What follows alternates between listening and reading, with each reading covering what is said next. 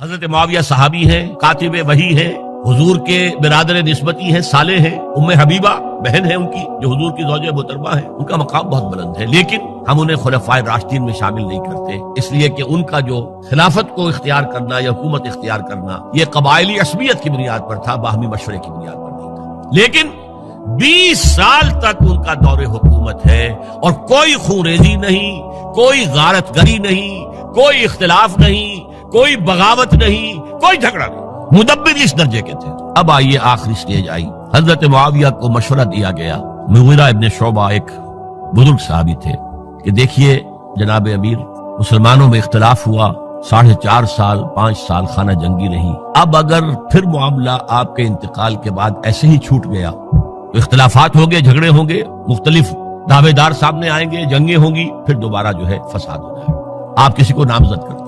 اور پھر مشورہ دیا اپنے بیٹے یزید کو نامزد کر دیجیے۔ حضرت معاویہ ریلیکٹنٹ رہے، لیکن اس کے بعد انہوں نے مان لیا اور فیصلہ کر لیا۔ یہاں میں چاہتا ہوں کہ بات سمجھ لیں اچھی طرح، اس معاملے میں اگر آپ حضرت معاویہ کی نیت پر شک کریں گے تو مجھے آپ کے ایمان پر شک ہو جائے گا۔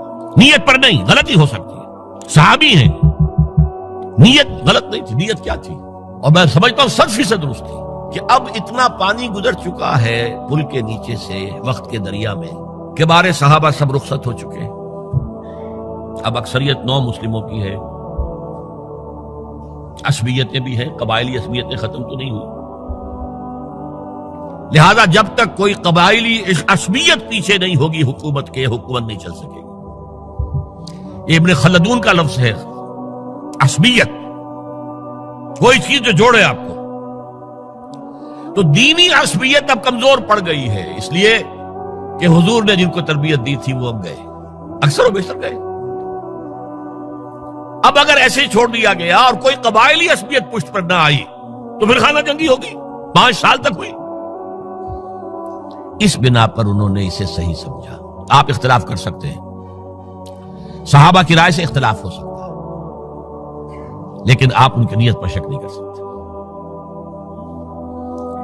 بہرحال واقعہ کیا ہے تاریخی اعتبار سے کہ یہ 10ویں سال میں نامزد کر دیا یزید کو اپنے بعد خلیفہ کے لیے، ولی عہد۔ اس وقت تقریباً سب نے بات مان لی سوائے 5 افراد کے۔ وہ 5 افراد بہت اہم تھے، بہت اہم۔ ابو بکر اہم ترین آدمی تھے، ان کے بیٹے عبد الرحمن ابن ابو بکر۔ عمر نمبر 2 تھے، عبداللہ ابن عمر۔ زبیر عبداللہ ابن زبیر۔ عباس عبداللہ ابن عباس، اور حسین ابن علی۔ حضرت حسن کا انتقال ہو گیا تھا۔ اہل تشیع کا کہنا یہ کہ زہر دیا گیا، واللہ اعلم، میں کچھ نہیں کہہ سکتا، میں کوئی تاریخ کا محقق اس معنی میں نہیں، میں موٹی موٹی باتیں جانتا ہوں۔ بہرحال انتقال ہو گیا تھا، 5 آدمیوں نے نہیں مانا، لیکن دیکھیے یہ تھی تدبر کی بات حضرت امیر معاویہ کی۔ کوئی دباؤ نہیں ڈالا، کوئی جبر نہیں کیا، کوئی کسی کو نقصان نہیں پہنچایا کہ نہیں مان رہے تو یہ کر دیں، نہیں۔ دیکھیں گے جب وقت آئے گا۔ جب وقت آیا حضرت معاویہ کے انتقال کے بعد،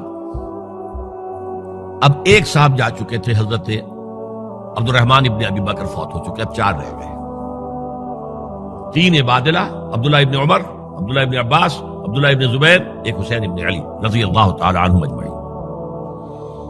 جب بیعت ہو گئی یزید کی تو اب ان کے درمیان اختلاف ہوا۔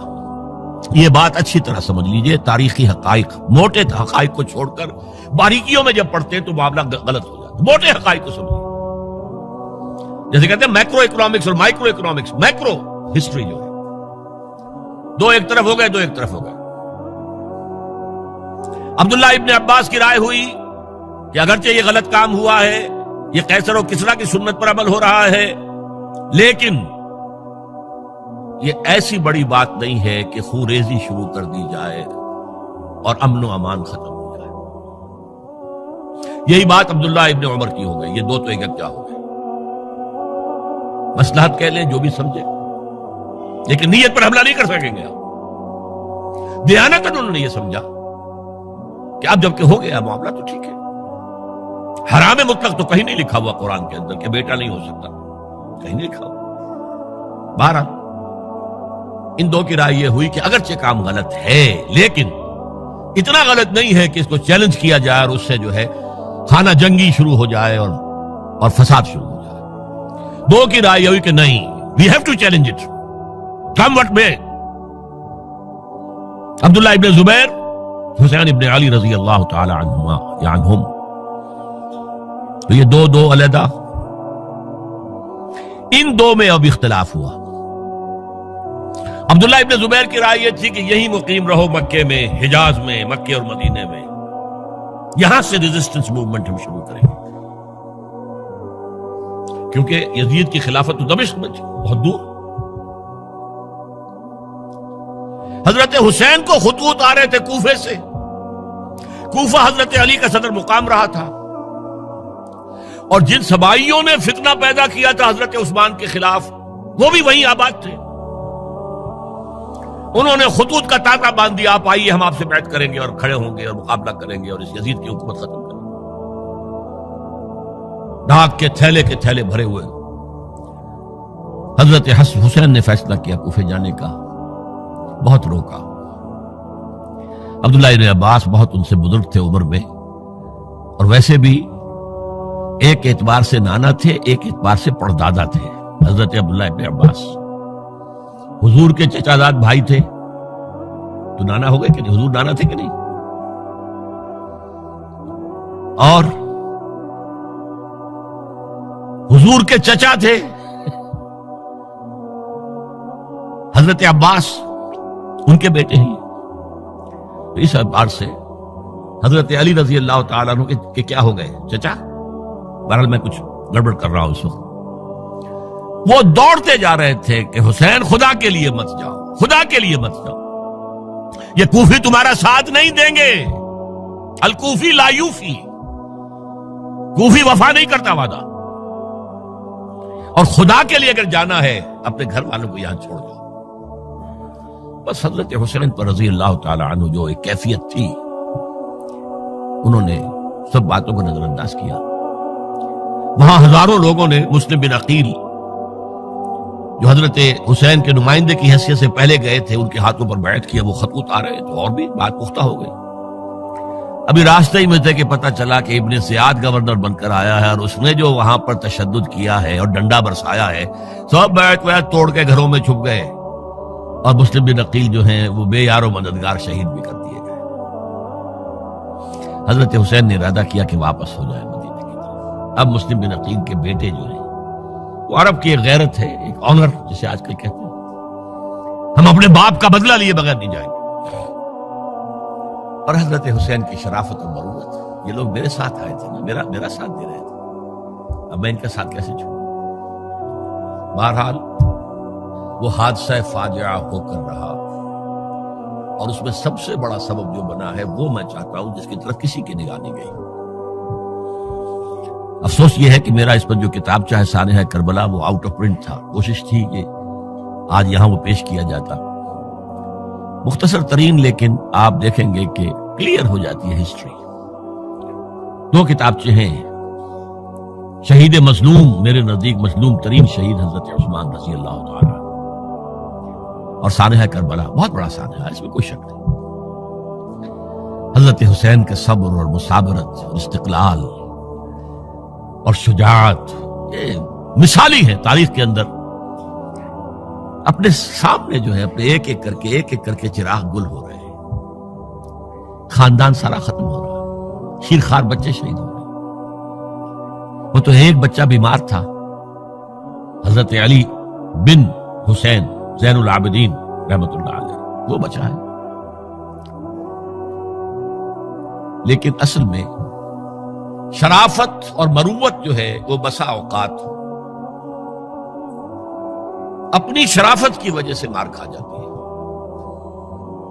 حضرت حسین سے میرے نزدیک یہ ایک اسٹریٹجک مسٹیک ہوئی کہ جب کوفیوں کا لشکر سامنے تھا تو وہاں کھڑے ہو کر ایک ایک کا نام لے گا، فلاں ابن فلاں، کیا تم نے مجھے خط نہیں لکھا تھا؟ اے فلاں ابن فلاں، کیا تم نے مجھے خط نہیں لکھا تھا؟ سب کے راز فاش کر رہے ہیں۔ اور دیکھو یہ میرے پاس یہ تھیلے بھرے ہوئے تمہارے خطوں کے موجود ہیں، تم نے مجھے بلایا اور میں آیا۔ یہ بات تھی جس کی بنا پر اب ان کے لیے کوئی چارہ نہیں تھا کہ انہیں شہید کر دیں، ورنہ تو یہ ہمارا بھانڈا پھوڑ دیں گے جا کر یزید کے پاس، تو ہماری کھالیں کھنچ جائیں گی۔ یہی وجہ ہے کہ حضرت حسین نے 3 آفرز کی، مجھے واپس مدینے جانے دو، نہیں، مجھے یزید کے پاس جانے دو، نہیں، مجھے کہیں اسلامی سرحد پر بھیج دو، میں وہاں پر کافروں سے جنگ کرتے ہوئے زندگی ختم کر لوں گا، نہیں، ہیئر اینڈ ناؤ بیٹھ کرو۔ یہ حضرت حسین کی شرافت، غیرت، حمیت، مروت اس کے خلاف تھا، لہذا انہیں شہید کیا گیا۔ اور پھر خیموں کو آگ لگائی گئی۔ یہ نوٹ کیجئے کیوں لگائی گئی۔ اگر تو یہ غصے اور انتقام میں اور وینجینس میں ہوتا تو حضرت علی بن حسین زین العابدین کو بھی شہید کرنا چاہیے تھا، نہیں کیا۔ اگر یہ اس طرح کا معاملہ ہوتا تو خواتین کی بے حرمتی ہوتی، نہیں ہوئی۔ یہ خیمے کیوں جلائے؟ تاکہ وہ جو ایویڈنس ہے وہ ختم ہو جائے، ہمارے خلاف یہ جو ڈاکومنٹری پروف لیے پھر رہے ہیں، خیمے جلیں گے اور یہ تھیلے بھی جل جائیں گے اور یہ خود بھی جل جائیں گے اور ہم بچ جائیں گے۔ یہ ہے میرا تجزیہ۔ بہرحال اس میں کوئی شک نہیں کہ تاریخ انسانی کے عظیم حوادث میں سے وہ ہے، اور میرے نزدیک حضرت حسین رضی اللہ تعالیٰ عنہ کا اختلاف کر سکتا ہے، جو چاہے کرے، حضرت حسین سے اختلاف کرے اور اتفاق کرے حضرت عبداللہ ابن عمر، عبداللہ ابن عباس کے ساتھ، تب بھی ٹھیک ہے، اور اگر حضرت عبداللہ ابن عباس اور عبداللہ ابن عمر سے اتفاق کرے اور حضرت حسین ان سے اختلاف کرے، تب بھی شک ہے۔ معصوم کوئی نہیں، ہمارے نزدیک معصومیت خاصہ نبوت ہے، نبوت ختم ہوئی حضور پر، معصومیت ختم ہوئی۔ غلطی ہر ایک سے ہو سکتی ہے اور آپ رائے رکھ سکتے ہیں، لیکن کسی صحابی کی نیت پر حملہ نہیں کریں گے۔ صحابی کی نیت پر حملے کا مطلب کیا ہے کہ محمد صلی اللہ علیہ وسلم تزکیہ نفس نہیں کر پائے، یہ ریفلیکٹ کرے گی حضور کی اس پوری کی پوری جد و جہد پر کہ شخصیت سازی نہیں کر پائے محمد صلی اللہ علیہ وسلم، نہیں، معاذ اللہ ثم معاذ اللہ ثم معاذ اللہ۔ بہرحال یہ ہے تاریخ کے اعتبار سے ہمارے ہاں جو عظیم ترین ذی الحج کے مہینے میں حضرت عثمان شہید ہوئے تھے، 28 ذی الحج کو حضرت عمر پر حملہ ہوا تھا، 1 محرم کو ان کی شہادت ہوئی تھی، 10 محرم کو یہ سانحہ کربلا پیش آیا تھا۔ یہ ہماری اس ابتدائی تاریخ کے اہم لینڈ مارک سے جنہیں ہم شہادت کے نام سے جانتے ہیں، لیکن میں اب پھر دوبارہ کہوں گا کہ یہ اللہ کی راہ میں قتل ہوئے ہیں۔ وَلَا تَقُولُوا لِمَنْ يُقْتَلُ فِي سَبِيلِ اللَّهِ أَمْوَاتٌ بَلْ أَحْيَاءٌ وَلَكِنْ لَا تَشْعُرُونَ وَلَا تَحْسَبَنَّ الَّذِينَ قُتِلُوا فِي سَبِيلِ اللَّهِ أَمْوَاتًا بَلْ أَحْيَاءٌ عِندَ رَبِّهِمْ يُرْزَقُونَ۔ لیکن وہ شہادت علی الناس کی ذمہ داری جو مجھ پر اور آپ پر ہے، حضرت حسین کو یاد کر لیں، حضرت عثمان کو یاد کر لیں، ان کے لیے کوئی رنج اور غم کا اظہار کر لیں، اس سے کچھ حاصل نہیں ہے۔ حاصل تو یہ ہے کہ شہادت علی الناس کی تیاری کیجئے، اپنی ذاتی زندگی میں آج سے گواہی دیجئے اللہ کے بندے ہونے کی، اپنے عمل میں، اپنے قول میں، اور کوشش کیجئے کہ مل جل کر اس ملک کے اندر وہ نظام برپا کریں کہ جو شہادت علی الناس، دین حق کے ایک کامل نمونے کے طور پر دنیا پر حجت قائم کر دے کہ دیکھ لو اپنی آنکھوں سے، یہ ہے وہ دین حق جو محمد لے کر آئے تھے۔ اللہ تعالیٰ مجھے اور آپ کو اس کی توفیق عطا فرمائے۔ باقی یہ کہ یہ کیسے ہوگا، اس پر تو میری کتابیں پہلے بھی تقاریر میں کر چکا ہوں، وہ منہج انقلاب نبوی وغیرہ وہ ہے، ان کا مطالعہ کیجئے۔ بارک اللہ لی ولکم فی القرآن العظیم ونفعنی وإیاکم